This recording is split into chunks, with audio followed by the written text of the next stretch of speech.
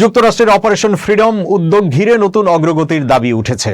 পারস্য উপসাগরের হরমুজ প্রণালী দিয়ে বাণিজ্যিক জাহাজ চলাচল স্বাভাবিক রাখতে পরিচালিত এই অভিযানের জন্য সৌদি আরব ও কুয়েত মার্কিন সামরিক বাহিনীর জন্য তাদের ঘাঁটি ও আকাশসীমা ব্যবহারের উপর থেকে বিধিনিষেধ তুলে নিয়েছে বলে জানিয়েছে যুক্তরাষ্ট্রের দৈনিক দ্য ওয়াল স্ট্রিট জার্নাল।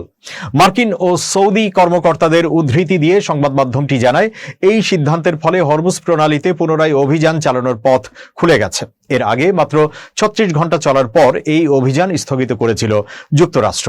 যুক্তরাষ্ট্রের প্রতিরক্ষা দপ্তর পেন্টাগন চলতি সপ্তাহেই পুনরায় অভিযান শুরু করার বিভিন্ন বিকল্প পর্যালোচনা করেছে, যাতে ওই গুরুত্বপূর্ণ জলপথ দিয়ে বাণিজ্যিক জাহাজ চলাচল নিশ্চিত করা যায়।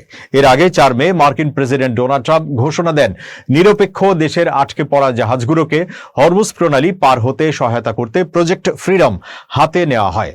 পরে হোয়াইট হাউসে এক ব্রিফিংয়ে মার্কিন পররাষ্ট্রমন্ত্রী মার্কো রুবিও দাবি করেন, ইরানের কারণে হরমুজ প্রণালীতে আটকে পড়া প্রায় 87টি দেশের আনুমানিক 23,000 নাগরিককে উদ্ধারে অপারেশন ফ্রিডম চালু করা হয়েছে।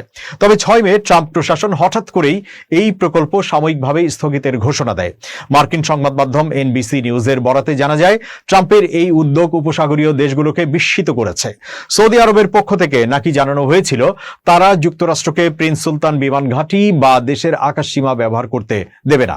সূত্রগুলো আরো দাবি করে, ট্রাম্প ও সৌদি যুবরাজ মোহাম্মদ বিন সালমানের বৈঠকেও কোনো সমঝোতা হয়নি, যার পরপরই অপারেশনটি স্থগিত করা হয়।